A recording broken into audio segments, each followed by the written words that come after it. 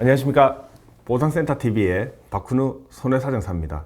우리가 오늘 알아볼 내용은 흉추, 요추 골절 시의 개인보험의 후유장입니다. 우리는 떨어지거나 미끄러져서 엉덩방아를 찢거나 그 과정에서 어떤 구조물에 충격이 허리에 가해지게 되면 단순하게는 허리가 삐끗하는 염자부터 등 쪽을 찍히게 되면 횡돌기나 극돌기 골절, 그리고 허리에 수직력이 가해져서 척추체에 압박골절을 입게 됩니다. 당연하게도 흉요추 골절이라고 한다면 이 중에서 돌기골절을 포함한 추체골절을 척추체 골절이라고 합니다. 이 중에서도 추체, 즉 척추체의 몸체가 골절이 된 경우에는 후유장애 보험금을 알아봐야 됩니다. 방금 말씀드린 이 척추에 가해진 수직력에 의해서 주로 골절이 오기 때문에 척추체가 찌그러들게 되고 그런 골절을 압박골절이라고 하는 겁니다. 자, 그러면 이렇게 척추체가 찌그러들게 되면 어떠한 시술 또는 수술을 하게 되느냐?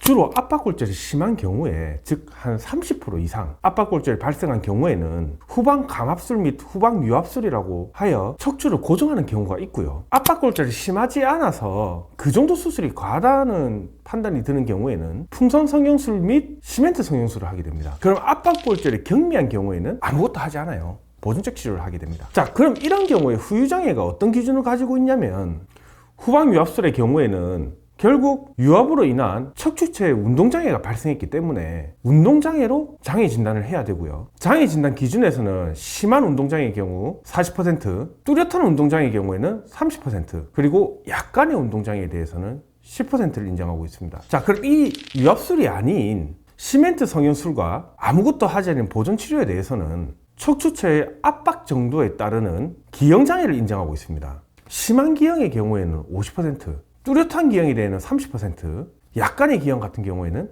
15%를 인정하고 있습니다. 이 척추체의 기형에 대해서는 추가로 꼭 알아야 될 내용들이 있습니다. 첫 번째, 2018년 4월 1일을 기준으로 변형 각도만을 기준으로 장애를 인정했고요. 이후에는 변형 각도뿐만 아니라 해당 척추체의 압박률에 따라서도 평가가 가능하게 변경되었습니다. 두 번째, 골다공증이 있는 경우에는 질병 기여도를 감안해서 삭감의 가능성이 있습니다. 대신에 이 삭감 규정은 손해보험에만 있습니다. 즉 손해보험에서만 질병 기여도를 감안해서 삭감을 할 수 있어요.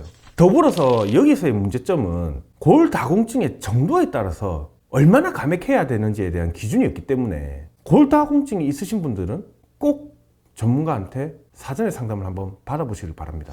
세 번째, 정말 압박골절이 심해서 척추 유압술을 한 경우에 아이러니하게도 손해가 발생할 수도 있다는 점입니다. 물론 그렇다고 굳이 유압술을 안 하시고 병을 키우라는 뜻은 아니지만요. 방금 말씀드렸던 장애율 중에 척추 기형이 최대로 인정받을 수 있는 장애율은 50%입니다. 즉 35도 이상의 척추 전만증이나 후만증, 20도 이상의 측만증이 있는 경우에 인정되는 장애율인데요. 가령 이렇게 심해서 부득이하게 척추 유압술을 할 수밖에 없었다. 하지만 3개만 유압을 했다라면 장애는 30%밖에 못 받을 수도 있습니다. 꼭 수술에 대한 선택권이 있는 경우에는 사전에 전문가하고 상담을 한번 받아보시길 바래요. 물론 보험금 때문에 내 치료를 선택할 수는 없겠지만요. 수술을 조금 미루고 보험금부터 먼저 청구하는 게 어떻겠냐는 뜻입니다. 자, 오늘은 흉추, 요추, 압박골절로 인한